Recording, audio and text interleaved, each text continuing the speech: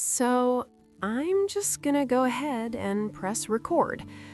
I don't totally know why today, of all days. My coffee's sitting here getting cold. I keep doing that, just letting it sit. And something in me this morning just said, go ahead, Maggie, just say it. Not because I've got it all figured out, Lord knows I don't, but because this thing has been rattling around in my chest for a while now, and I figured maybe if I just got it out, it'd stop feeling so heavy. My name is Margaret. People have always called me Maggie. Margaret Elaine Holloway. I'm 82 years old. I live alone in a house that used to feel cramped and now feels like way too much real estate for one old woman. And here lately, I mean these past few weeks, maybe longer if I'm being straight with myself, I keep thinking about a different version of me. A version that showed up at certain moments in my life and, when the moment came, just said yes. No maybe, no let me sleep on it, no we'll cross that bridge. Just flat out yes. I don't know what happened to that woman. I'd kind of like to find her again. I grew up in a little nothing town in rural Pennsylvania, Weatherford. Blink and you'd miss it. Seriously, most people did. My father worked at a lumber yard, my mother kept the house running and kept us kids from killing each other, and kept most of her real feelings on a pretty tight leash. There were 4 of us. I was the second oldest, and from the time I was small, I mean really small, like grade school small, I picked up on something nobody ever said out loud directly. Being careful was the same thing as being good. Careful with money, careful with your words, careful with your feelings. Don't make a big stink about what you want. Don't put yourself out there so far that you end up looking ridiculous.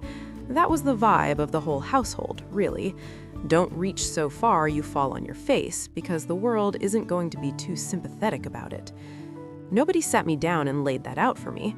Kids don't need things spilled out. They just pick it up. The way you pick up a smell in a house. You don't notice it happening, but eventually it's just part of how you breathe. I was a solid student, not some kind of prodigy, nothing like that. But I worked hard because working hard was the one form of ambition that felt okay. Like you could be proud of effort without anyone thinking you'd gotten too big for your britches. I could look at a finished thing, a paper, a project, a task, and feel like I'd actually done something real. When I was 19, I got accepted to a small arts college in New York City. I had applied almost on a dare to myself, half sure I wouldn't get in and honestly half hoping I would. I wanted to study literature. I'd been writing since I was 11, little stories, scenes, whole worlds I kept in composition notebooks under my bed. Just mine, my own little thing. I didn't go. And here's what I want to be honest about. My parents didn't forbid me. They didn't make a big scene. My father just sat at the kitchen table, looked at the acceptance letter for a long time, and said, real quietly, "That's a long way from home." And my mother said something like, "You could do just fine at the community college here. Be close by." And that was it. No big blow-up, no ultimatum. I just folded. I said yes to staying, yes to closer, yes to careful. And I have spent 63 years with some part of my brain running a tab on what might have happened if I hadn't. I married a good man. His name was Robert David Holloway. Steady, kind, dependable in the way that certain people just are.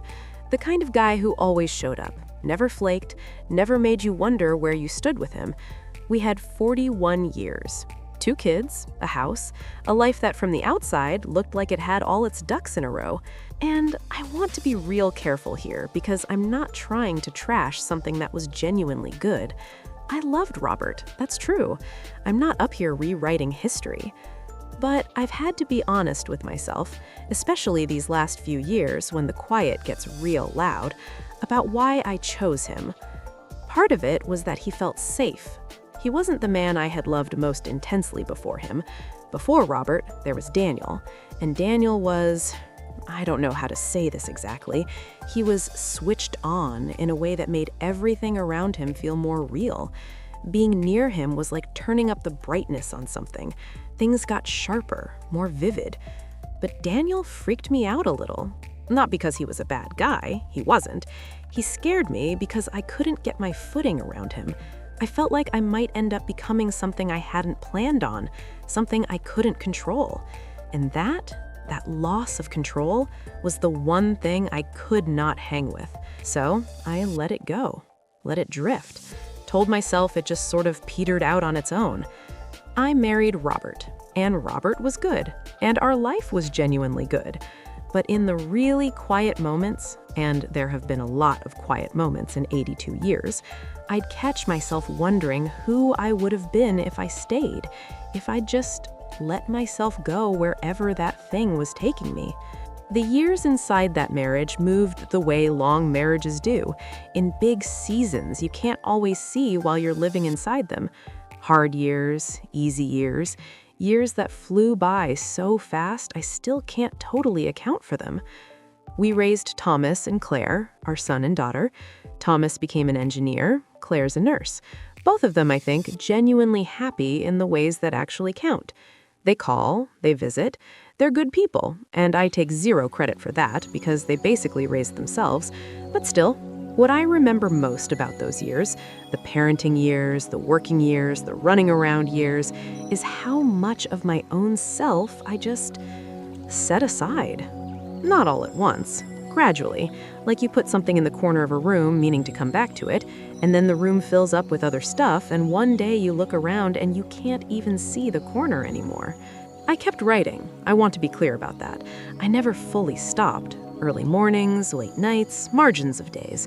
But I never showed a soul, never submitted anything anywhere, never once sat in a room full of writers and said out loud, "This is what I am." Every time a chance got close, I had a reason. The kids needed something, Robert needed something, the timing was off, the work wasn't ready, I wasn't ready.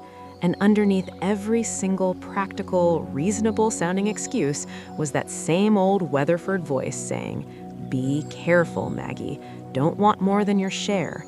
Don't put yourself out there so far that you end up looking ridiculous." That was the vibe of the whole household, really. Don't reach so far you fall on your face, because the world isn't going to be too sympathetic about it.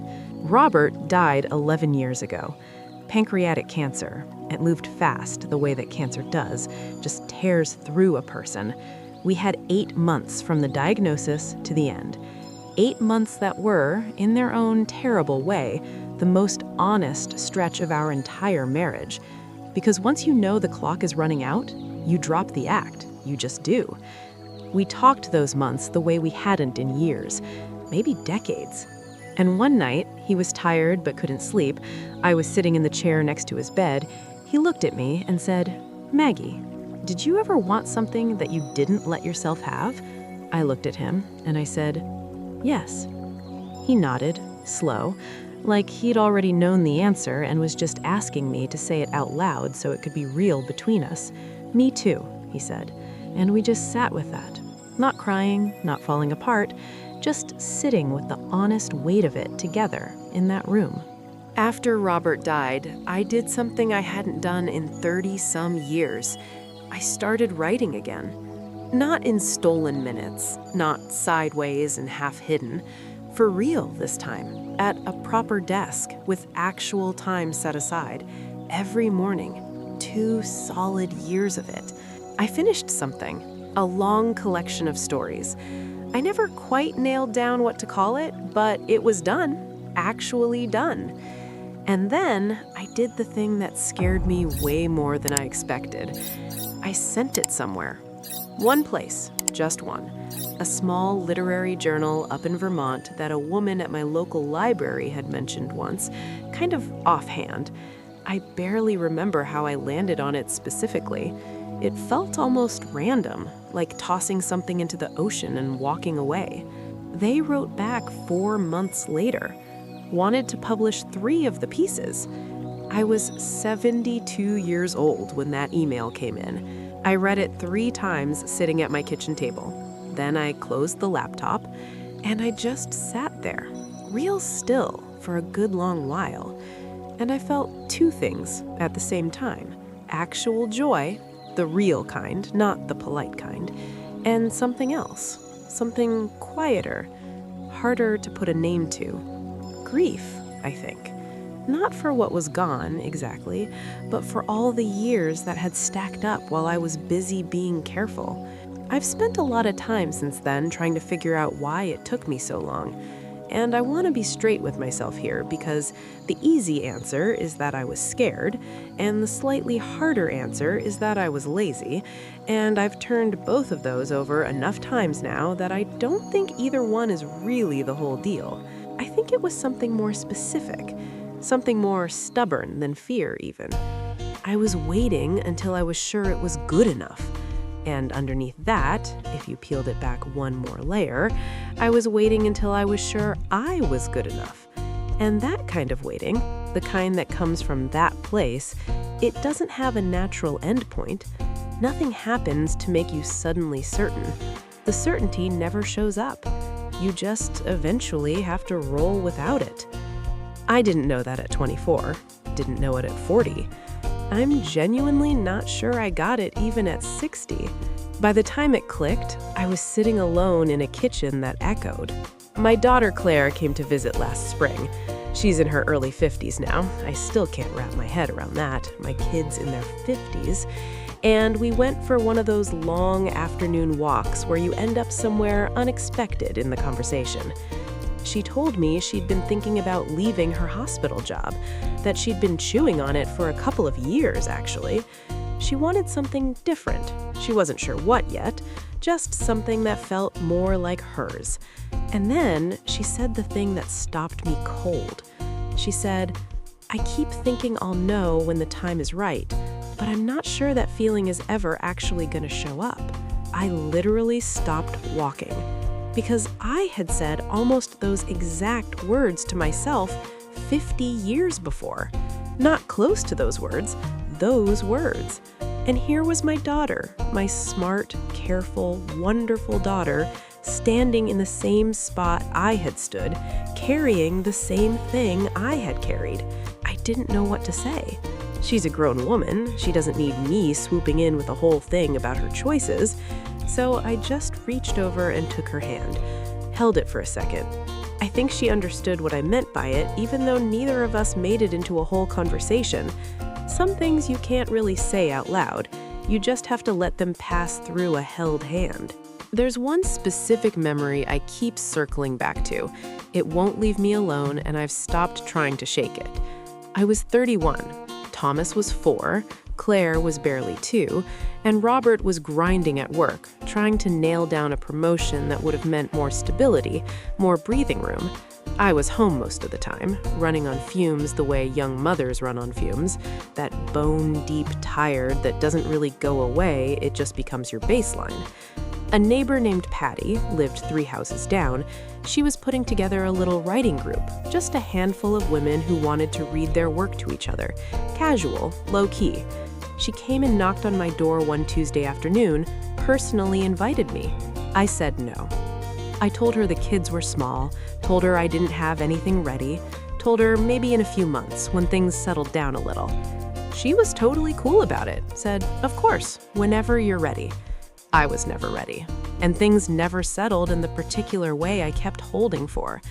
That group met for 6 years, every other Wednesday evening. 6 years. I drove past Patty's house a few months ago. Different people live there now. I don't know what became of Patty. We never really kept up. I just sat in my car outside that house for a minute, looking at it. A door that got opened and then very gently, very politely, closed. Let me tell you about my notebooks, because I think they're kind of the whole thing, honestly. I've kept them for 70 years. Composition notebooks mostly. Maybe 60 of them sitting in a cedar chest in the spare bedroom. Some of them I can barely read now. My handwriting has gone through about 5 different personalities over the decades. A few winters ago, I went through all of them, every single one. It took me most of the season. And what I found kind of wrecked me a little. Not because the writing was bad, actually. Some of it was better than I expected. What got me was the consistency. The same ideas kept coming back. Same images, same questions. 30 years apart, sometimes 40. I was circling the same things, reaching towards the same kinds of understanding. That woman, the one showing up in the pages from the 70s, the 80s, the 90s, she never quit. She just wasn't allowed out of the notebook very often. And reading back through all of it, I felt something I didn't totally have a word for. Something like pride that I'd kept it going, but also something like sorrow for her. That quiet, stubborn woman who kept believing the time would come, who kept hanging on for the moment when she'd finally feel legit enough to take up some actual space. She deserved more than the margins. Something happened about 3 months ago that I haven't told anybody about yet. I was up in the attic going through boxes, the kind of project I give myself on slow winter afternoons when the house feels too empty and I need something to do with my hands. And I found a box I had completely spaced on. Letters inside. Not letters sent to me, letters I had written and never sent. Decades worth of them. Some addressed to people I haven't talked to in 30 years, some to people who are gone now. A few just starting with, "I want to tell you," and then going wherever they needed to go. I sat on the attic floor for 2 hours reading them. There was one to Daniel, written in 1969. I have zero memory of writing it, but there it was, my handwriting, and every word of it was true. I could feel it. I had put things in that letter I could never have said out loud back then. What I actually felt, what I was actually afraid of. The very specific way that being around him made me feel like I was finally, dangerously close to being the real version of myself. I sat with that letter for a long time. And what I felt wasn't exactly sadness, it was more like recognition. Like running into an old friend you'd lost track of and finding out she's basically unchanged. She was still in there, that version of me. She had been in there the whole time, just waiting. I'm a grandma now, 3 grandkids. The oldest is 17, almost 18, a girl named Rosie. And Rosie is, I have to say, kind of my favorite person on the planet, though I'd never say that out loud where the others could hear it. She takes up space without apologizing for it. She's loud, she has big opinions, and she shares them freely. She changes her whole idea of who she is on practically a monthly basis, which, honestly, I find privately thrilling. Like, good for you, kid. Figure it out. Take up all the room you need. She stayed with me for a week last summer, just the 2 of us, and we actually talked. Really talked. The way you sometimes can when there's no parent in between managing the vibe. She told me she didn't know what she wanted to do with her life, that everyone kept asking her and she had no answer, and it was exhausting being expected to have one. I told her I hadn't known at her age either. She looked at me like that was genuinely shocking information, like she'd assumed adults, especially old adults, had always had it together. Like certainty was just something certain people were born with and everyone else was faking it. I told her straight. I didn't know at 17, didn't know at 24, didn't know at 40. The knowing came in pieces, I told her, sometimes decades apart, and was never as clean as I kept waiting for it to be. She thought about that for a minute.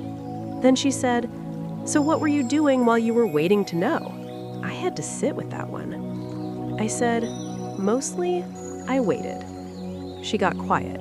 Then, "That sounds lonely." And I said, "Yeah, it was." I want to be fair to myself here, because I think I've been coming down pretty hard on old Maggie, and I don't want to be unfair about it. I wasn't just checked out of my own life. I worked, I raised kids, I kept a home running, I sat on school committees and volunteered at the library for years, and took care of my mother when she was dying, and showed up for neighbors through grief and illness and all kinds of hard stuff. I kept showing up.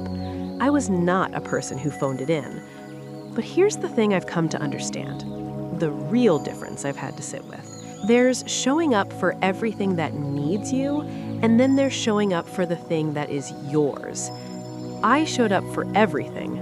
I showed up for my own thing only in private, only in notebooks, only in the hours when nobody was needing anything. Maybe that was the only way I knew how to hold it without losing it entirely. Maybe it was the best I could do with what I had and who I was. I'm trying to be straight with myself about that, without letting myself totally off the hook either. Some days I manage it better than others.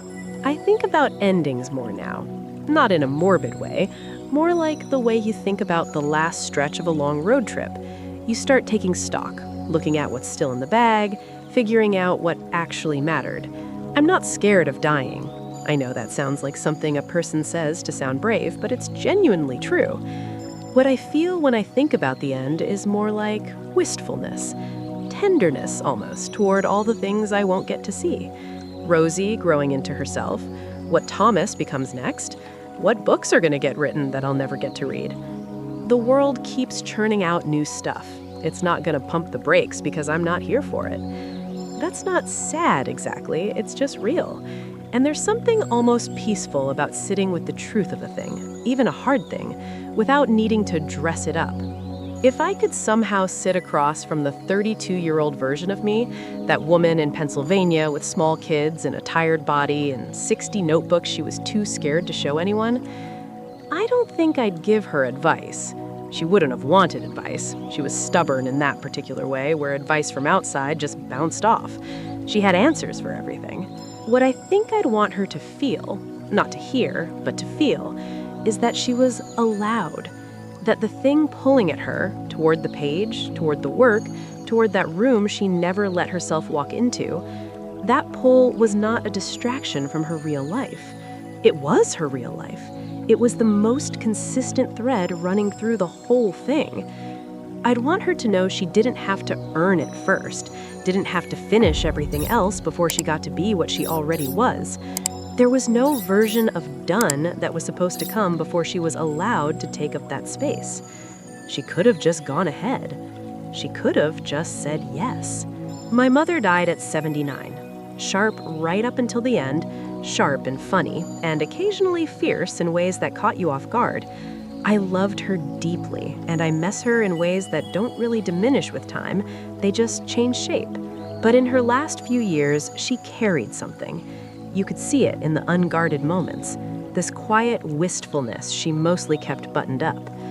Once, near the end, almost in passing, she said she had wanted to be a teacher, that she'd thought about it when she was young. She was good with kids, she said, just stated it plainly like she was mentioning the weather. Said it once, never again. I don't think she wanted me to make a whole thing out of it. But I've thought about it 100 times since. She was born in 1921. Her whole deal was different from mine. The choices available, the world she was moving through. I don't want to flatten her life into some simple story about what she missed out on. It was never that simple. She was never that simple.